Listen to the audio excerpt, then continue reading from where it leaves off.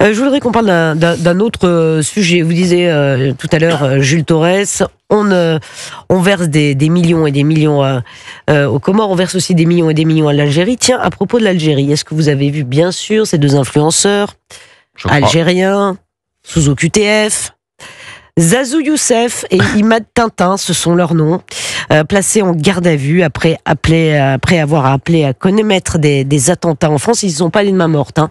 Non, les deux personnages.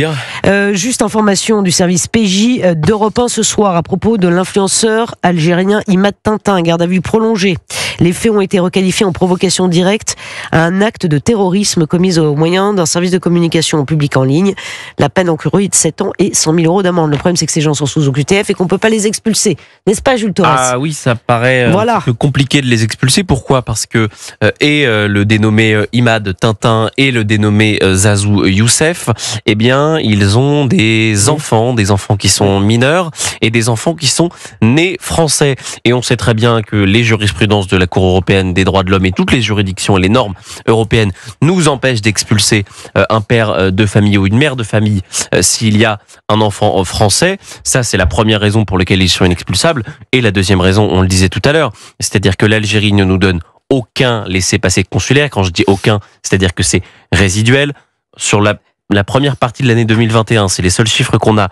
Il y a eu 7731 OQTF délivrés, seulement 22 exécutés. Ça fait un petit total, je ne sais pas si vous êtes bon en maths, Philippe, de 0,2%. Donc on voit bien que c'est résiduel. Ça nous amène à nous poser des questions. Est-ce que l'État français peut encore paraître comme un État fort et non pas un État impuissant? On sait qu'en ce moment, on a un écrivain franco-algérien, grand prix du roman de l'Académie française, Boualem Sansal, qui est enfermé dans les geôles depuis le 16 novembre. Est-ce qu'on n'a pas des leviers à tirer, sachant que l'Algérie ne nous respecte sur aucun plan? Le plan moral et humain, le plan politique et le plan judiciaire. C'est-à-dire qu'on a sur notre sol des Algériens sous OQTF qui sont suivis par 400 000 personnes, qui appellent à commettre des attentats, qui appellent à violer nos mères et nos sœurs. Et nous, on les laisse sur le territoire. Alors certes, on les place en détention provisoire avant leur procès, mais on ne peut pas les expulser. Donc on est condamné à les garder. Donc on voit bien que c'est une défaite française sur tous les points, une défaite diplomatique, judiciaire, administrative et politique, et qu'il va falloir à un moment donné qu'on utilise les leviers que la France a en sa possession sur la question des visas, sur la question des avoirs, sur un certain nombre de questions. Je vous laisse la parole ensuite, Philippe. Mais on voit très bien qu'autour de cette question-là et autour de ces questions-là, il y a 1000 sujets qu'il faut aborder avec l'Algérie. Bon, 1000 sujets abordés Philippe, avec l'Algérie. Merci. Juste un mot, Pascal. Oui, Philippe Guibert. Je vérifiais si on avait le temps de vous entendre. Vous savez, dites-moi. Non, mais la question est celle du pouvoir algérien. Parce que tout ce que dit Jules est une donnée longue, mais à l'évidence, il y a une dérive délirante, paranoïaque et répressive et très hostile à la France de la part du pouvoir algérien, comme de la part du pouvoir algérien vis-à-vis du Maroc en ce moment, dans laquelle Boualem Sansal, hélas, est un élément du dossier. Et toute la question est de savoir ce que les autorités françaises, présidence de la République, affaires étrangères et autres ministères, décident de faire. Pour l'instant, leur silence m'inquiète. Il y a une volonté hostile de la part du pouvoir algérien. Je ne peux pas mettre totalement ces deux influenceurs en dehors de ce contexte politico-diplomatique avec le pouvoir algérien.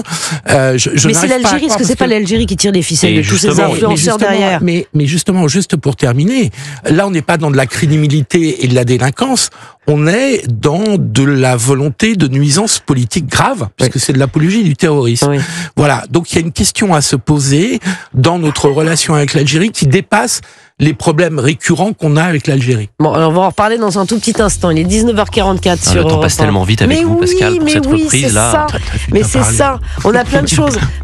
On va continuer d'en parler, justement, le rôle de l'Algérie derrière ces influenceurs. Parce que c'est un torrent de haine. On a des informations. Ah, voyez. Vous avez des informations? Bien Moi, j'ai que ça, Philippe, j'en ai plein les poches. Il a toujours des informations, Jules Torres. Je suis convaincu qu'ils sont plus ou moins actionnés par des éléments d'influence proches du pouvoir algérien. Allez, on en parle dans un tout petit instant, mais si vous le permettez, 19h45, le journal permanent à Brandon Moirette. Bonjour, c'est Alexandre Lemaire. C'est Olivier Delacroix. La grande famille Europe 1 vous souhaite une très belle année 2025. Bonjour, c'est Laurence Ferrari. Bonjour, c'est Frédéric Tadei. C'est Omblin Roche. Belle année 2025 sur Europe 1. C'est Cyril Hanouna. Bonne année 2025 sur Europe 1. Bonjour, c'est Pascal de la Tour du Pin. Bonjour, c'est Joe Hume. Belle année 2025 sur votre radio préférée, Europe 1. Bonne année! Bonne année! Bonjour, c'est Elisabeth Assayag. La grande famille Europe 1 vous souhaite une très belle année 2025. Bonjour, c'est Céline Géraud. C'est Dimitri Pavlenko. Europe 1 vous souhaite une belle année 2025. Bonne année! Sur Akena.com, les bonnes affaires du moment. Sur Akena.com, je suis au firmament. Ok Chantal, c'est lourd, mais viens, on la fait plus badass, t'as capté? Ok Coco, balance l'instru.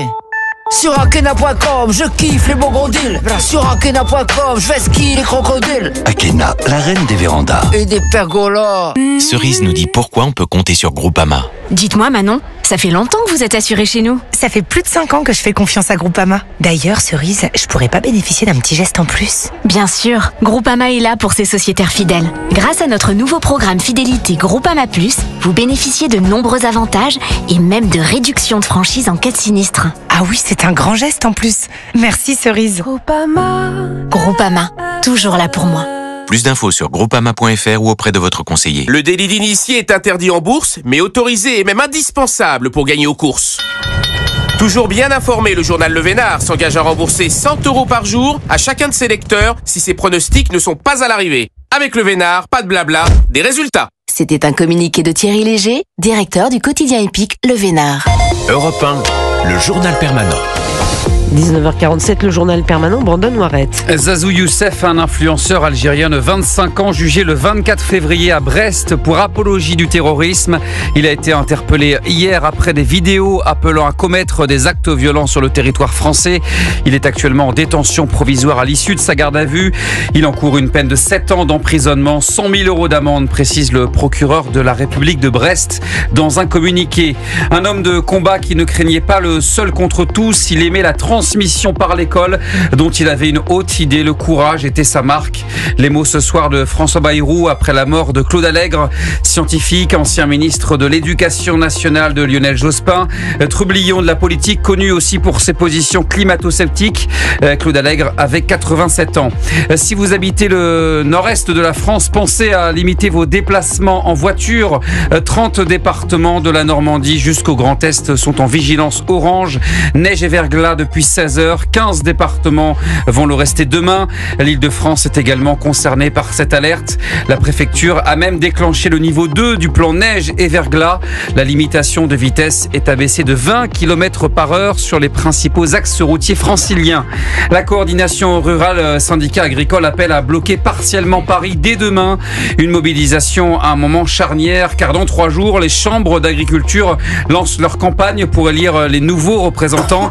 Mobilisation maintenue alors que les syndicats agricoles doivent rencontrer le Premier ministre le 13 janvier. François Bayrou les recevra pour discuter de toutes les mesures annoncées l'an dernier et qui ont été sans cesse repoussées à cause de la dissolution et des changements de gouvernement. Du rugby, la 14e journée du top 14, Toulon s'impose contre le Racing 92. À noter que le capitaine du RCT, Charles Olivon, a dû quitter prématurément ses coéquipiers. Il a été touché au genou, inquiétude à moins d'un mois du tournoi Destination. Dans les autres rencontres, la victoire de Castres face à Pau. Lyon s'impose contre Perpignan. Le carton de Montpellier sur Bayonne. Et ça passe assez facilement pour Bordeaux-Bègles sur la pelouse du Stade Français. Rencontre au sommet ce soir, La Rochelle-Toulouse. Coup d'envoi 21h05 sur Canal+. Merci beaucoup Brandon, à tout à l'heure, 19h49 sur Europe 1. Europe 1 Soir Week-end. 19h, 21h, Pascal de la Tour du Pin.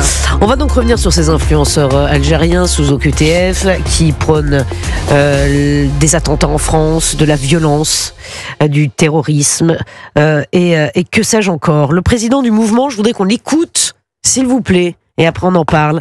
On est toujours avec Jules Torres et Philippe Guibert. Le président du mouvement pour l'autodétermination de la Kabylie révèle que le président algérien va actionner une immigration algérienne violente, et ce sont ses mots contre la France. Il appelle le peuple kabyle à ne pas répondre à cet appel à la violence du président algérien, mais à préparer le climat politique français à une défense de l'indépendance de la Kabylie. Il dit donc que le président algérien va actionner une immigration algérienne violente. Écoutez, Tebboune vient de menacer la France d'actionner son immigration, l'immigration algérienne, à être violente et à créer des troubles en France au cas où celle-ci n'accepterait pas de se plier devant les desiderata algériens. Voilà. Voilà, tout est dit. Voilà, tout est dit, Jules Torres. Tout est dit. C'est une arme. Non, mais l'immigration clandestine. Il est clair qu'on est passé dans une autre dimension de nos relations avec l'Algérie, et que la dimension politique, la volonté du régime algérien de nuire à la France se retrouve derrière les sujets qu'on est en train d'évoquer. On n'est pas, ce qui peut être très grave et tout à fait tragique, dans de simples actes de criminalité commis par des clandestins algériens. On est dans des actes qui sont de nature politique. Et je le redis, moi je suis extrêmement choqué par le grand silence des autorités françaises sur ce sujet, celle du président de la République, celle du ministère des Affaires étrangères. Alors ce sont... Pourquoi ce silence? Ils ont peur d'enflammer? C'est ça? On a peur de jeter de l'huile sur le feu? Je vais vous répondre, je ne sais pas, parce que à partir du moment où le cas Boualem Semsal est extrêmement emblématique de cette situation. Voilà un homme, un écrivain, qui a des positions avec lesquelles le régime algérien peut être en désaccord, mais qui l'arrête alors qu'il est citoyen français. Ça faisait 25 ans qu'il était en Algérie. 49 jours sans nouvelles. 49 jours sans nouvelles, sans que son avocat puisse prendre contact avec lui. Il est malade, rappelons-le. Ça faisait 25, et qui a une santé tout à fait fragile. Ça faisait 25 ans qu'il critiquait le régime algérien. Enfin, je suis en train de lire son premier roman, Le Sermon des barbares. Il critiquait les islamistes et il critiquait le régime. La dictature militaire aussi. Et la dictature militaire. Donc il n'a pas été emprisonné là, maintenant, simplement parce qu'il critiquait le pouvoir algérien. Arrêtons de raconter des bêtises.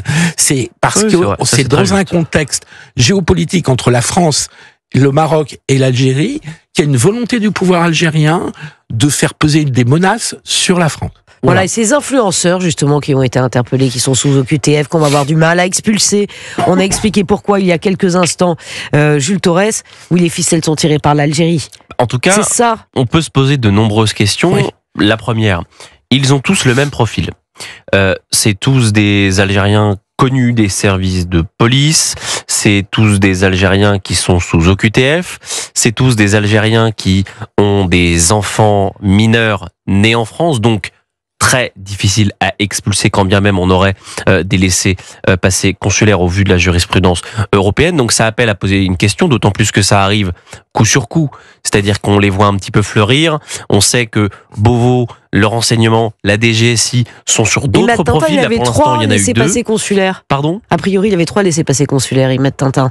Ah. Mais on peut pas l'expulser. 3 laissez-passer consulaires, juste pour sa personne ? Oui, pour ça, oui. Juste pour lui. Mais on peut pas l'expulser. Le problème, c'est qu'il a un enfant mineur français, et donc, à mon avis, c'est pour ça qu'il n'a pas pu... d'apologie du terrorisme, que c'est l'accusation, hein, ils vont être jugés pour ça. On ne peut pas expulser. En tout cas, normalement, on peut. Après, les jurisprudences européennes et les normes européennes ne nous permettent pas de tout faire, notamment sur ce plan-là. Mais c'est vrai qu'en tout cas, il y a une vraie question, c'est de savoir s'il n'y a pas une coordination derrière, car ces profils se ressemblent. Ils ont plutôt les mêmes mots, hein, des mots très durs, c'est des diatribes anti-françaises. C'est le même mode opératoire, c'est sur les réseaux sociaux. Les réseaux sociaux qui aujourd'hui sont très peu contrôlés, on peut tenir des propos qui sont très libres. Hein. Il a fallu que le ministre de l'Intérieur se saisisse de cette affaire pour que le compte de Monsieur Zazou Youssef soit supprimé. Donc on voit bien qu'il y a cette question-là de la coordination. On sait que la DGSI est très au fait sur cette question-là. Ils fouillent, ils épluchent tous les comptes qui pourraient être en lien avec ceux des deux jeunes hommes qui a 400 000 followers et l'autre dont la vidéo a été vue plus de 900 000 fois.